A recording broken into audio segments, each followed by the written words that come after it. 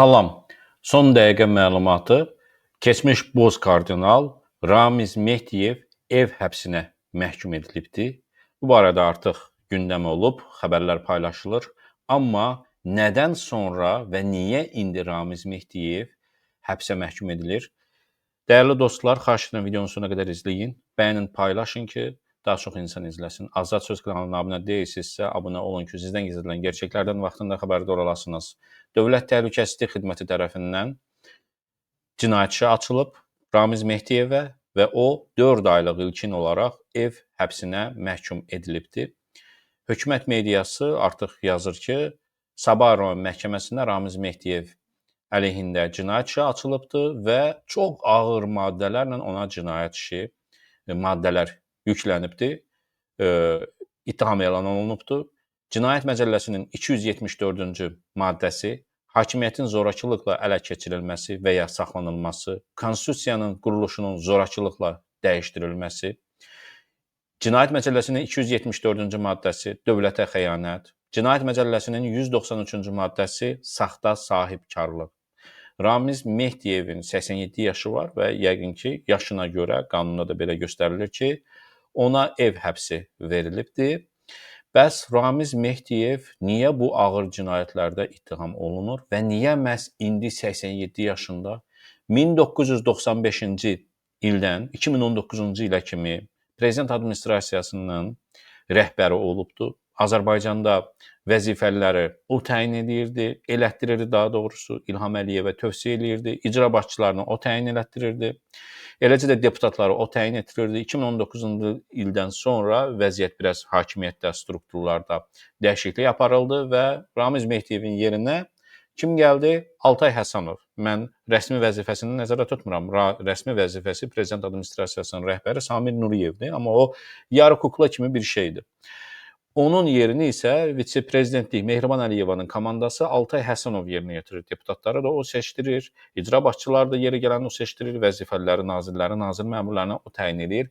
Altay Həsənov növbəti illərdə vaxt gələcək, Ramiz Mehdiyevin həyatını, talesini, aqibətini sən də yaşayacaqsan. Elə birinci Adnan Əhmədzadə sənin o adamın, əsas adamın, pul daşıyanın həbs olunub.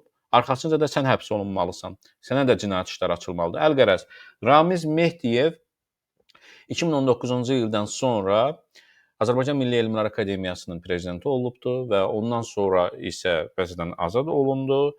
Daha doğrusu ki, istefa verdi. Çünki deməli Milli Elmlər Akademiyasının prezidenti seçilir və onun yerinə öz adamı İsa Həbibbəyli gəldi. İsa Həbibbəyli niyə həbs olunmur? Dövlətə xəyanəti əgər Ramiz Mehdiyev edibsə, təkcə mi edibdir? Onun adamları, nə qədər adamı var elə, yerində qoyduğu İsa Həbibbəylidir. O niyə orada vəzifədə qalır? Niyə onun istefasını tələb etmirlər Elmlər Akademiyasında çalışanlar? Niyə dövlətin bir siyasəti, Əliyevlərin siyasəti yoxdur da onu işindən azad elətdirsin?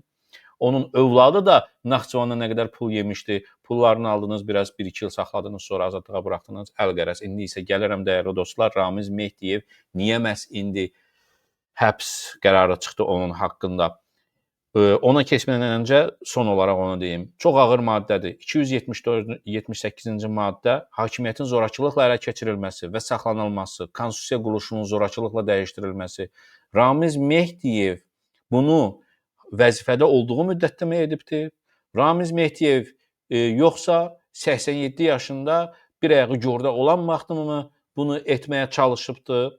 Bu sual altındadır və çox məlumatlar var. Sabahları Azad Söz kanalının YouTube-unu izləyin. Həm Facebookda, həm YouTube-da yayınlanacaq. Geniş danışacağam. Son bu dəqiqə məlumatı olduğu üçün sadəcə həbs qərarını mən sizə verirəm. Amma gələk niyə indi? Ramiz Mehdiyev Rusiyanın adamıdır. Bunu hər kəs bilir. İninə kimi də Rusiyaya xidmət edibdir. Və Rusiya ilə Azərbaycan arasında gərginlikləri də biz son bir ildə gördük. Düzdür, oyundur və s. Orada görünən tərəfləri var idi, görünməyən tərəfləri var idi. Ötən günlərdə İlham Əliyev düşənbədə Putinlə görüşüb. Mən bu haqda 1-2 videoda danışmışam ki, Putinlə sadəcə Əliyev Azal temasını danışmayıbdı. Pomidor alış-verişini danışmayıbdı. Pərdə arxası söhbətlər olubdu. Əziz həmvətənlər, dünənki Sırağa yeniki videolarıma baxın. bu məlumatları, bu söhbətləri Əliyevin gizli qapılar arxasında nələr danışdıqları barədə videoları çəkmişəm, danışmışam. Görürsüz, təsdiqini tapır, nə məlumatlardır və görsənir ki, Əliyevlə Putin arasında düşənmədə bağlı qapılar arxasında olan söhbətlərdən də biri Ramiz Mehdiyevin həbsinə Putin tərəfindən razılıq verilməsidir. 87 yaşı var və xeyli bir adamları Azərbaycanda çıxdaş edilibdir, vəzifələrdən uzaqlaşdırılıbdır. Özünün də daha bir ayağı yordadır, amma Əliyev əlbəttə ki, intiqam almaq istəyir və ondan qalan başqa adamları da və bizneslərini də əlindən almaq istəyir. Rusiyadan, Putindən Dabrosunu, razılığını alıbdır. Putin də deyib ki, mənim üçün əhəmiyyətli bir şey deyil Ramiz Mehdiyev. İstifadə eləyib illərlə və atıbdır.